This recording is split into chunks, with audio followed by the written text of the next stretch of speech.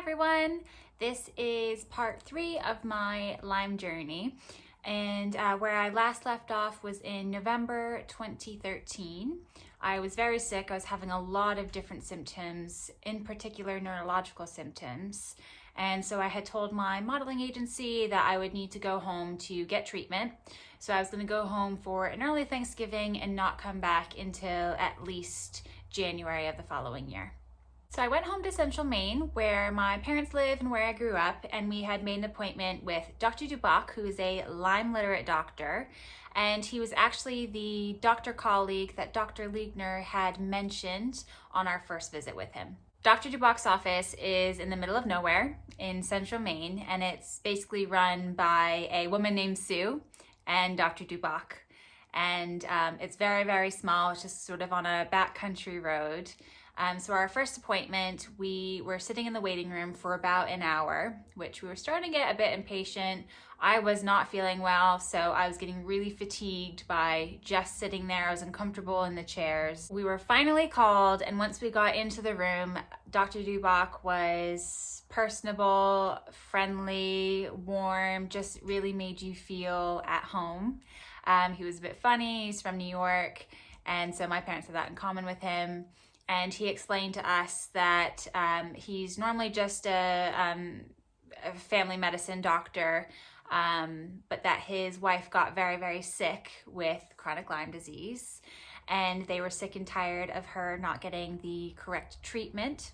So Dr. Duboc made it his mission to get his wife better and also to help other Lyme patients who were really struggling with getting the correct treatment. My very first appointment lasted 4.5 hours.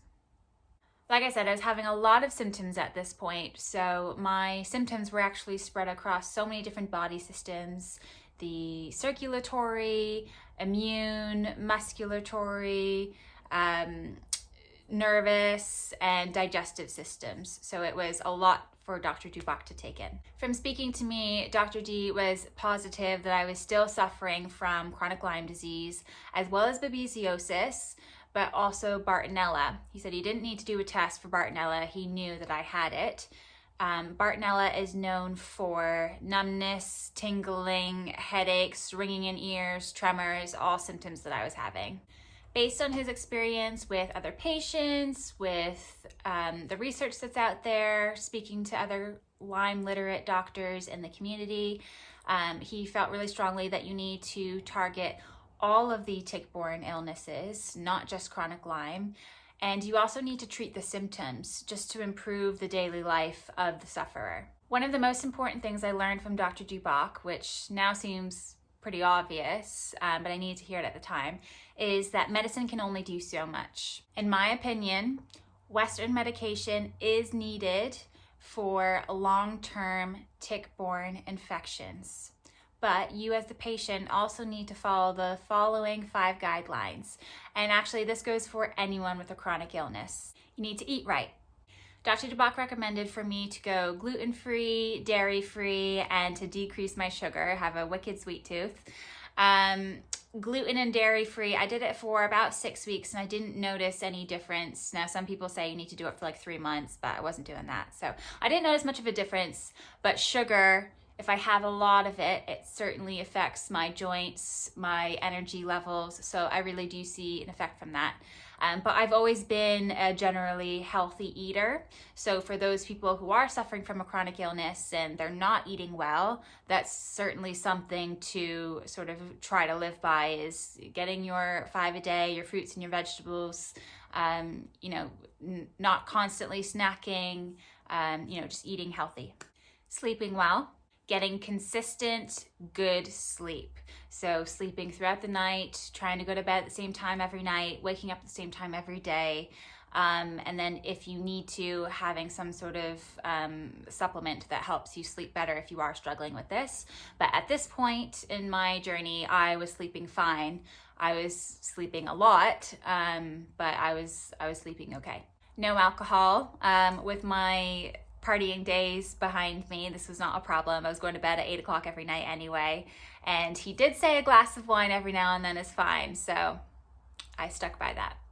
Getting exercise every single day. This one was difficult for me, not only because I was so weak, but I was also in a lot of pain. But exercising every day doesn't mean that you're going out for a 5-mile run or doing a HIIT class or a CrossFit or anything like that. It's literally just movement of the body. So at this point, because I was so sick, my exercise for the day might have been walking from this side of the room to that side of the room. And if I was feeling a little bit better, maybe I'd walk further into the next room, and then I'd try to add on a little bit each day if I could, and just listening to my body.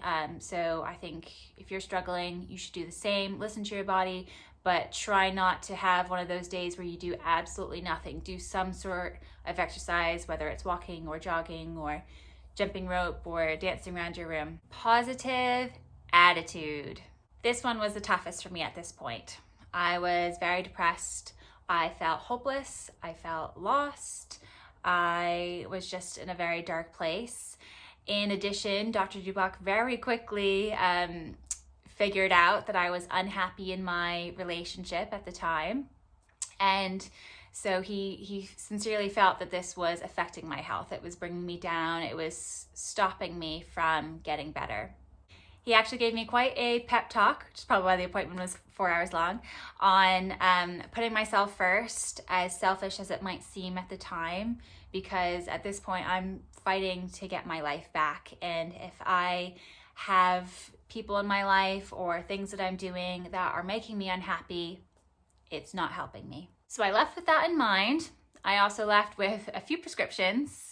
We decided to change up some of the oral antibiotics I was on, increase others, just see if there's anything we can sort of jumpstart.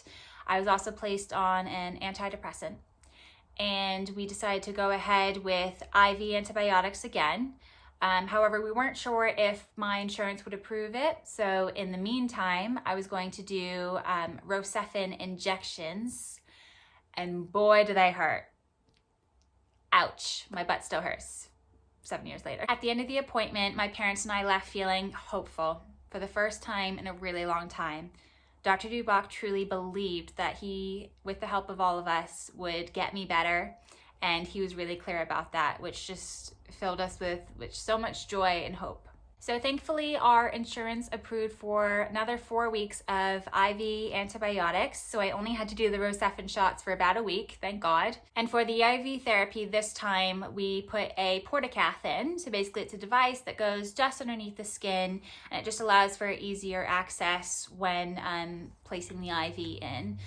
So it's better than a PICC line, solely because a PICC line, you have sort of an open wound there. The portacath, it heals over, and it's just underneath your skin. This time around, I didn't need to go to the hospital every day. My mom is a RN, Nurse Nancy, so she was able to administer the IV to me each day. Well, actually every 3 days, and then you take it out and it could be cleaned, and then you put a new one in, it would stay there for 3 days. So I could chill from the comfort of my own home, watch TV there on the couch with my blanket over me. And it was especially good because we had the holidays coming up. So we actually went down to New Hampshire to my aunt's house, and we were able to bring the IV pole and the fluids all with us. So it wasn't really a hindrance at all. I was starting to feel a little bit better, whether it was being home, resting, or the IV Rocephin, the new antibiotics. We knew that we wanted to continue, but unfortunately our insurance, again, refused to cover more than 4 weeks. So we decided to pay for another 4 weeks out of pocket, which was $1,200 a week. So thank you again to my parents and Aunt Mary, who were so financially supportive and helped me get that additional treatment. In addition, in January, I decided to follow my doctor's orders and break up with my boyfriend of 2.5 years. It was clearly something that needed to happen because it was making me unhappy. As I had been living with him, my dad and one of my best friends and I all drove down to New York early in the morning so that I could get all of my stuff out of the apartment and break up with him in person. It was heartbreaking, mostly because I was breaking his heart, and it, to him, was probably coming out of nowhere, and that's completely my fault. So although the breakup itself was horrible, It was not good.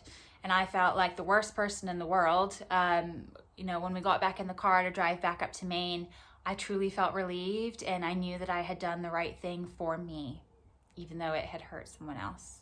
I continued seeing Dr. Duboc regularly, and I definitely had seen improvements in my symptoms as well as my energy levels. Not back to normal by any means, but maybe at like 70%, and I was itching to get back to my city. So cue eye roll and that knowing look that I am surely going to screw this all up again and get worse.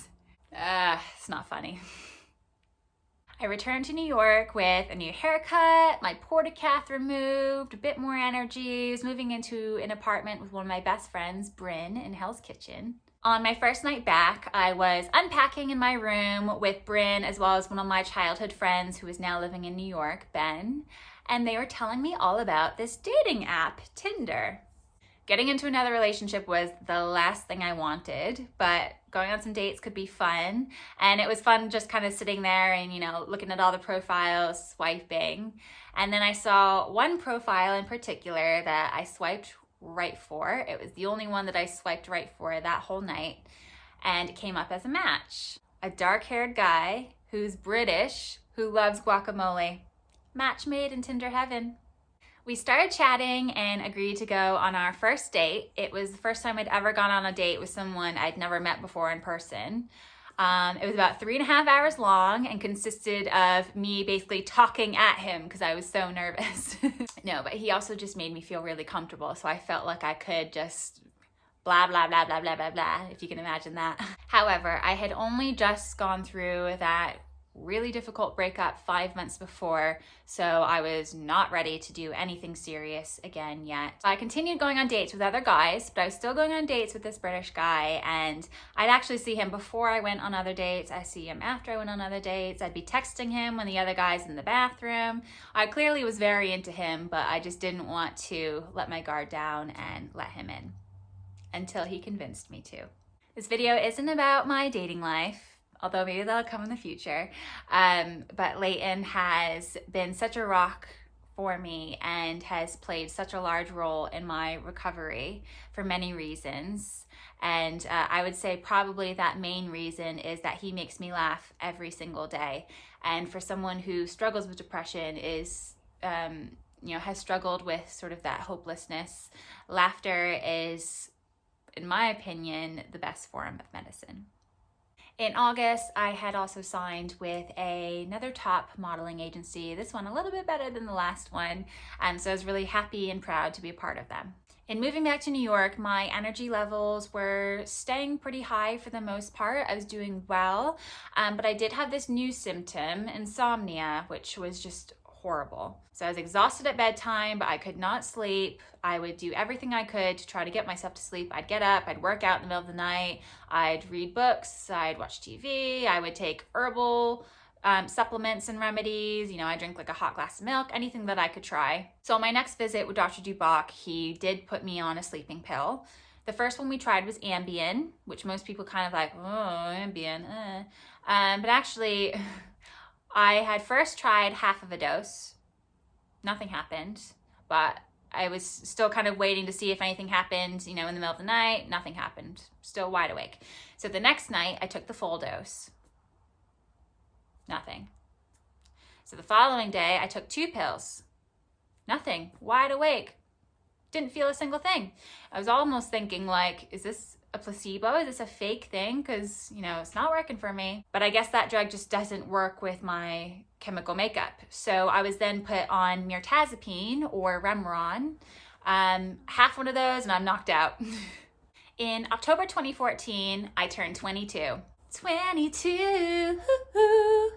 I had an amazing birthday. Some of my friends from Maine came down. My brother Craig and his wife came over from New Jersey. We had a great karaoke party. Everyone met Leighton for the first time. Oh, he's the British guy. However, I swear, the morning I turned 22, I woke up and my hips were bigger. Not fatter, just bigger, wider. And this became an issue with my booker at my agency. I began having to go in weekly to get measured. Now I am 5'10 and a half. I, at this point, was 122 pounds. I was stick thin. It was literally just that my hips expanded slightly. And so from this point on, anytime I didn't get a job, my booker would say it's because my hips are too big. He would actually not even send me out for certain jobs because he said there's no way I can get them with the size of my hips. So I began having anxiety attacks before having to go get my hips measured. And so I would actually not eat, which is typical model behavior, but with someone with a chronic illness, it's not great. So if I knew I had to go into the agency the following day, I would get myself all worked up and I wouldn't eat anything that entire day, the day before, or the day of the actual measuring. I even went on cabbage soup diets or would only drink water with lemon and apple cider vinegar, not eat anything. So it really wasn't healthy, and that's the number one rule from Dr. Duboc is eating. What you're putting into your body is fuel, and I wasn't following that. But it was also the emotional toll that it took. And if I learned anything throughout my Lyme journey is that when my mental health is suffering, my physical health suffers. So my health started to decline. In January and February 2018, despite my large hips, I was still placed into my agency's Fashion Week show package. So it was weeks of running around, up to 18 castings a day, running all over the city, trying to, book these shows. And then I ended up doing 12 shows in that Fashion Week. And may I just add, I had 2 broken toes in January and they never healed because I was just wearing heels and doing shows for weeks and weeks. And those 2 toes are still kind of broken. They dangle and there's no fixing them. So that was extra stress on my body as well. My poor toes. Again, I pushed myself. I made it through each day. I completed my work. I did my jobs. And then I crashed.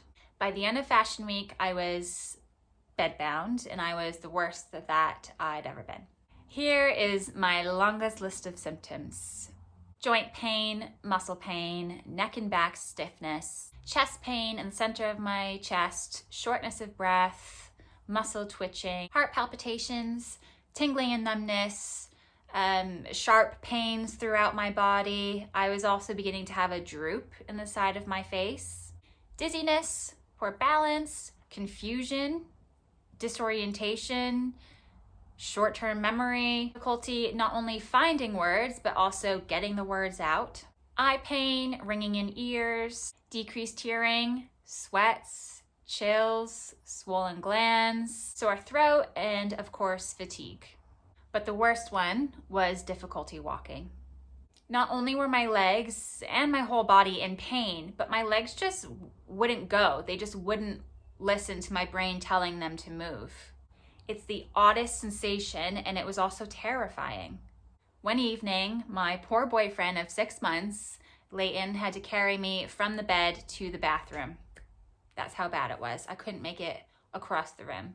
And that's essentially when he gave me an ultimatum, or he was out. I needed to go home. I needed to see Dr. Duboc, make a new plan, and I needed to quit modeling. So it took me to my worst point and an ultimatum from a funny British guy to get me to really make that decision to say enough is enough. I need to stop getting to the point where I can't even walk. Just for what? For modeling, for a career where they shout at me because my hip bones got bigger. It does have its good points, but honestly, it was not worth it, and it certainly wasn't worth losing Leighton over. So I went home. I let my agency know that I didn't know when I was coming back and that I was too ill to continue. I kept on with my oral antibiotics. We couldn't do another round of IV because insurance wasn't going to cover it and we couldn't afford it out of pocket. So I continued seeing Duboc regularly, and my parents actually took Leighton and I on a trip to Universal Studios to see Harry Potter World, long awaited. And one of the good things about this whole situation was I was in a wheelchair, so we got to go to the front of every line at Harry Potter World. Silver linings. So feeling a little bit better from my rest, I returned to New York again. This time I wasn't going to go back to modeling. I moved in with Leighton and Matt, his best friend, also known as my second husband, and decided to start my life over. I needed a job close to where we were living, partly because I still couldn't really stand on the subway and I couldn't walk a far distance. So I needed something close to home as well as something where I could sit the majority of time. I figured a reception desk style job would be best, so I began looking at salons and spas. So my girlfriend's mom actually highly recommended Exhale, which they had multiple locations around the city, and there was actually one right around the corner from where I was living, like 3 blocks away, so I applied there. Got the job in August 2015 as a front desk receptionist there. I was only working 2 to 3 days a week because that's all I could handle, but I was very upfront about my health issues and the reasons why I was starting over again. I slowly began feeling better. I started picking up a few more shifts. I was on a regime with my antibiotics that we were slowly increasing all of them. We wanted to get me up to the maximum dose and just really knock the heck out of these spirochetes and these tick-borne diseases. After being at Exhale for 3 months, I was actually offered the reception manager position, and at that point I felt well enough to take it. I was really happy at Exhale. So Exhale are a spa, they're all across the US. And so they have spa treatments, they've got massages, facials, acupuncture, and waxing, but they also have fitness classes, at the core of which, no pun intended, is barre. As an employee, they highly encourage you to go to the classes and take about 2 to 3 per week. So at this point, I certainly wasn't doing that. I wasn't doing any exercise like that. I was just doing walking. But after about 6 months of being there, I tried a class. And I didn't make it through the whole class, and I also had to take lots of rests. I couldn't really stay in any of the positions, but I would try it, I'd take a rest, and I'd get back into it. For those of you who don't know, barre is a combination of sort of Pilates, yoga, ballet, it's ballet-based, and strength and conditioning. So it's really about strengthening your muscles, which is certainly something that at the time I really needed to benefit from, but also at any time in your life, you can always benefit from growing stronger. Following that, I tried to take 1 class per month. That slowly grew to twice per month, and then 1 class a week, then maybe 2 classes a week, up to 3 classes per week. And I was feeling really good by the time I got to that point. I had regained a lot of my strength that I had previously had before my muscles became so atrophied.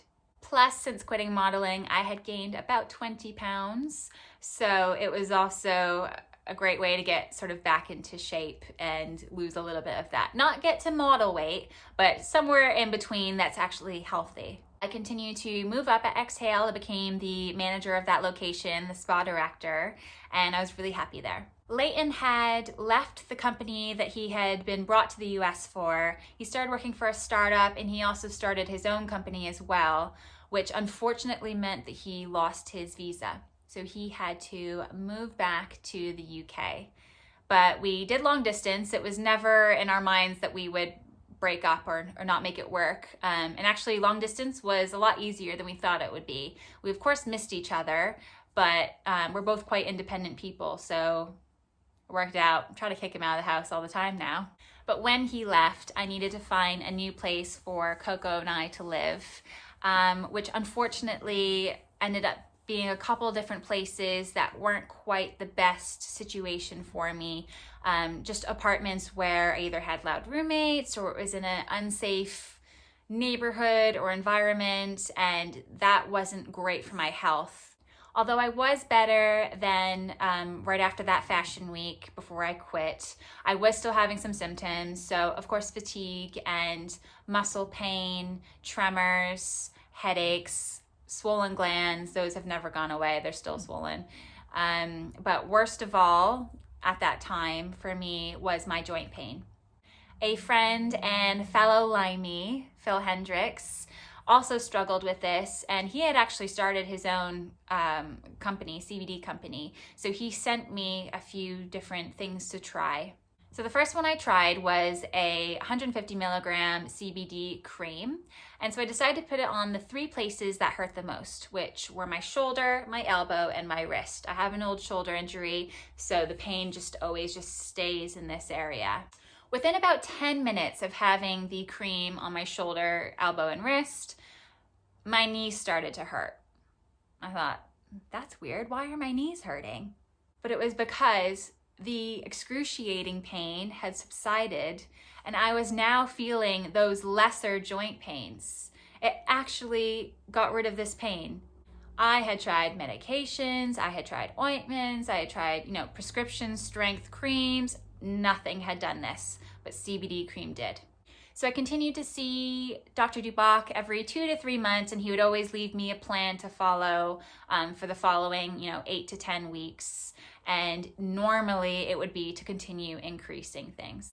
Dr. Duboc always closely followed the plans of Dr. Horowitz, particularly in his book, Why Can't I Get Better? I highly recommend this book. Dr. Horowitz really stresses the importance of treating Lyme and its co-infections, but in particular, treating the 3 separate phases of the Lyme spirochete. And each phase requires or responds to antibiotics differently. Now, I'm not a doctor or really science-minded at all, so bear with me. I'm hopefully not giving you the wrong information. But basically, in a cell, in a Lyme spirochete cell, there's the cell wall, which you want to try to break through. There's the actual nucleus of the cell. And then there's the biofilm, which is in between the cell wall and the actual nucleus. All 3 are harmful and all 3 needed to be treated. One needs a tetracycline, one needs a penicillin, and one needs a cephalosporin. I'm just gonna look at my notes here because I'm not good at this stuff. But so for Lyme alone, I was on very high doses of 2 tetracyclines. I was on azithromycin and minocycline. I was also on a penicillin, which was amoxicillin, and I was on the cephalosporin of cefdinir.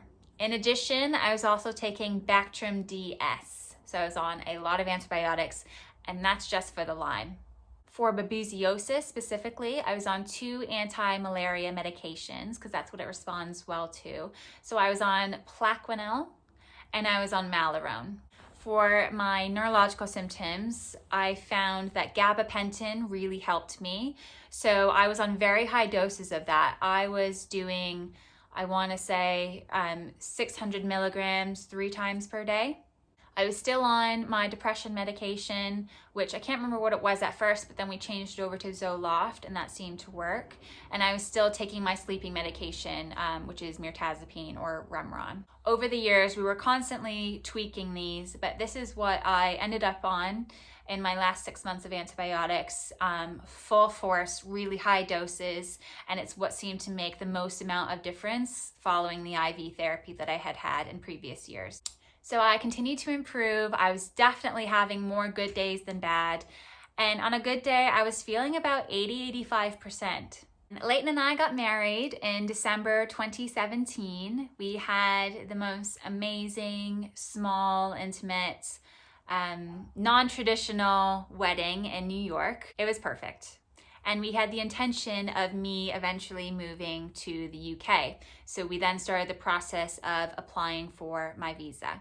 Now, because I was planning to move and I didn't know quite the level of Lyme care I'd be able to find in southern England, or if I'd be able to continue my high levels of medication, because it's not exactly the norm, or if I'd even be able to find the right medications, as well as the fact that I'd been on antibiotics for 7 years, I made the decision that because I was feeling well, I would slowly come off of all of my antibiotics, which was terrifying.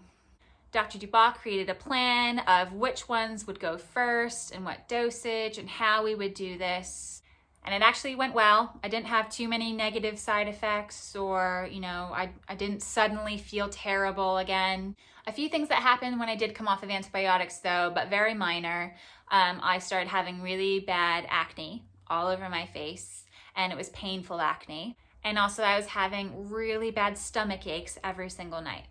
Many appointments later, and it turns out that both the skin as well as the stomach aches are from newfound food intolerances and allergies. This is most likely from being on antibiotics for so long. They probably sort of ruined the lining of my stomach or my intestines, and they were keeping my immune system going, and now without having my immune system being held up by these antibiotics, it's now overreacting to different foods. So I'm now yeast intolerant and I'm allergic to cow's milk. It's a small price to pay because I'm now feeling much, much better. And also Leighton has food allergies as well, so we fit perfectly together. Tinder match made in heaven. So I was still feeling okay, and in March 2018, I was given the opportunity to do the bar teacher training at Exhale to become a bar teacher. The teacher training was, I believe, over 5 days, 8-hour days, and it was very physically demanding. So I was quite worried about how I would handle that, but I did it. And it didn't take me too long to recover after the end of the 5 days. I was able to kind of get back and do normal life again. I wasn't too much down for the count. With my impending visa, which, we had all the high hopes that it would get approved, it was going to get approved. And so I quit my job. I moved out of my New York apartment. I moved back home for about a month, spent some time with my family and friends, and then I moved over to the UK, and the rest is history. Living in England so far is great. I've been here for 2 years now. We are in a much smaller town, so it's much less stressful than New York City. I don't have to take the subway. I have a car here. I'm working at a spa again, and we're close by to Leighton's family, so they're here, they're supportive. They make some great roast dinners every Sunday, but I do still have some symptoms. So I'm still suffering from depression, anxiety, but that could be partly because of the Lyme, but also because it does run in my family. I do still have insomnia. I've tried so hard to come off of my sleep medication. I've halved it and halved it again, so I'm now on a very small dose of it. But even when I have that to a little tiny bit and slowly do it overnight, try to come off of it, I get the insomnia again. I still have bad joint pain, but Leighton has actually started a CBD company because we didn't know where to buy CBD from over here. The market isn't quite where the US market is, so he's started that, and so we have lots of CBD in our house, and that really helps me from suffering. And of course, when I do too much, when I work too much, when I do too long of a day, don't get enough sleep, I get my tremors back, I am weak, I'm tired, I'm fatigued, my brain fog comes in, I start thinking slower. On my tired days, Leighton tells me, I'm not hearing properly, I'm not processing what he's saying, and so that still happens, but for the most part, the majority of my days are pretty good days where I'm at 80-85%, and I get some 95% days here and there, I think. And I'm working full-time, and I'm also teaching bar twice a week and doing my bar videos now during quarantine. So I'm certainly doing so much better than I was, and it's been a very long 10 years. But I'm really happy with where I am now, and I'm sure it's all happened for a reason.